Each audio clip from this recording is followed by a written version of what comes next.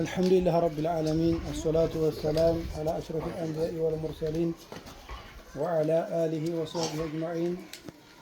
السلام عليكم ورحمة الله وبركاته. وعليكم السلام ورحمة الله. إن شاء الله የምናገረው ምንድነው ይህ ቦታ ባለፈውን ቪዲዮ አድርገን የተወሰነውን ለቀናል።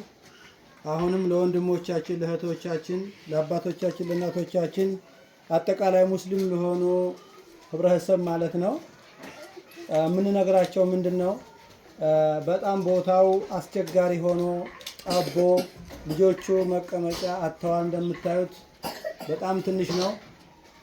ከዚህም በላይ 200 ከዛም በላይ መጨመር እንችል ነበር፣ ግን ቦታ ስላነሰን እንዴት አድርገን ሌላ እንቀበል አስቸገረ። እነዚህ ልጆች በጥሩ ስነ ምግባር በቁርአን እንዲሁም በትምህርት ጥሩ ሆነው አርአያ የሚሆኑልን አስተምረናቸው አቅርተናቸው የሚፈለገው ቦታ ስናደርሳቸው ነው። ስለዚህ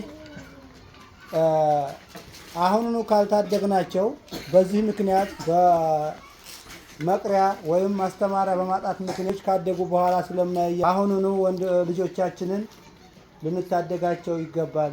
ይህ መድረሳ 10 ምናምን አመት ይሆነዋል። በኪራይ ነበረ። ሰዎችን አላህ ይመንዳቸው። የተወሰነ ወቅት ትንሽ ወቅት ያው ምንም ሳንከፍል የሆነ ነገር ሞከር። ከዛ በኋላ ወደ ኪራይ ሄዶ በኪራይ ነው ያለነው። እንደምታዩት ግቢው 4-5 ክላስ አለው። እዚያ ለማከራየት ልጆች ሰው ይጮህባቸዋል፣ አስቸጋሪ ይሆናል። ሙሉ እንዳንከራይ ደግሞ ያው አቅማችን ውስን ስለሆነ ሙሉ ለመከራየት አቅም ያንሰናል እና በጣም ስራ ግራ ስለገባን ሰዎቹ ያው መሸጥ እንፈልጋለን ሲሉ ግራ ሲገባን ማለት ነው እንዴት እናድርግ ብለን አሁን ከተሸጠ እነዚህ 100 ምናምን ልጆች የትም ነው የምንበትናቸው፣ የትም ያው ይበላሽብናል በማለት የመንግስት ቦታ ነበረ ከፊት ለፊታችን የተወሰነች 160 ካሬ አካባቢ እሷን ጊዜያዊ ያጠርናትና 2 ወር ባልሞላው ውስጥ መንግስት ደግሞ ያው ጨረታ ልናወጣት ነው ቦታውን እንፈልጋታለን ብሎ ያው እንድንለቅ አደረጉ።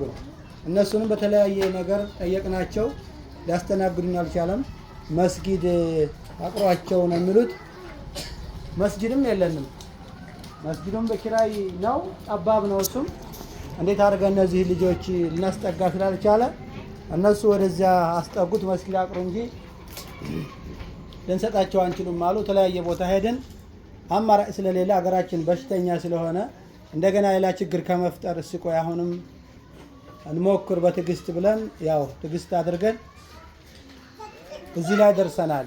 ምን አደረጉት? በ2 ወር ውስጥ አስፈረሱ። ሲያስፈርሱ እነዚህ ልጆች ሊበተኑ ስለሆነ እንደገና ሰውየው ለምነን እዛው ቦታ እንድንገባ እዚች ጠባብ ቦታ እንድንገባ ተደረገ። ልጆቹ ሳይበተኑብን እስካሁን አለን። አሁን ችግሩ ምንድነው? ሰዎቹ በቃ እስከዚህ ወቅት ድረስ ነው፣ ካሁን በኋላ እናስቀምጣችሁም፣ እኛ ለመሸጥ የተዘጋጅነው ከገዛችሁ ግዙ እያሉ ነው። ይሄንን ቦታ ባሉት መሰረት እማንከፍል ከሆነ ከበተኑብን ምንም ማድረግ አንችልም። ለምን ኪራይ እንዳንከራይ አስቸጋሪ ነው። ልጆቹ ግድግዳ እንዲህ ያደርጋሉ ምናምን ይላሉ፣ እንደገና ይጮሃሉ። ያው እንደምታውቁት ቂርአት ሲቀራ ይጮሃል። ህብረተሰቡ የረበሸ ስለሚል ጎረቤት እንዴት አድርጎ ያስቀምጣል። የግላችን የራሳችን ከሆነ ግን ምንም ችግር የለም። እንደዚህ አይነት ነገሮች ስለመጡብን ሁላችሁም ያው ምንዳው ከአላህ ነው የሚገኘው፣ ከማንም አይደለም። ምንዳውን አስባችሁ ልጆቻችን እንዳይበተኑ ባሉበት እንዲቀጥሉልን ታደጉን። ይሄንን እንድናስቀረው ከቻለ ደግሞ ከፊት ለፊት አለ እናሳያችኋለን። እሱንም አድርገን ብናስቀረው በጣም ጥሩና ልጆቹ በጥሩ ስነ ምግባር ያድጉልናል እና እነዚህ ልጆች በቀሩት ልክ ይሄን ቦታ የገዛው ጠቅላላ ልጆቹ በቀሩት እነሱ ደግሞ አድገው ባቀሩት የማይቋረጥ ሰደቃ ማለት ይሄ ነው። ተበልቶ አንድ የሚቀር ነገር አይደለም። ቦታ የተገዛው እስከ ቂያማ ድረስ ይኖራል ማለት ነው። ልጆቹ በሰሩት ስራ ኸይር ሰውየው ተሳታፊ ይሆናል፣ ያገኛል። የማይቋረጥ ምንዳ ስለሆነ ኢንሻአላህ ሁላችሁም ይሄን ነገር ካለንበት እንደዚህ ጠባብ ቦታና ካለንበት ከጭንቀት ቦታ አውጡን። ሁላችሁም ተባበሩ። እኛም እየሞከርን ነው በአቅማችን፣ እናንተ ሞክሩ። የሌላችሁ ደግሞ ዱዓ አድርጉ ልጆቹ እንዳይበተኑብን።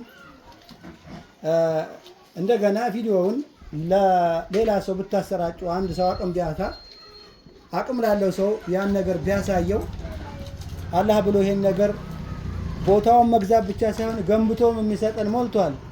አላህ ሞልቶታልና አንዱ ሊያነሳሳው ስለሚችል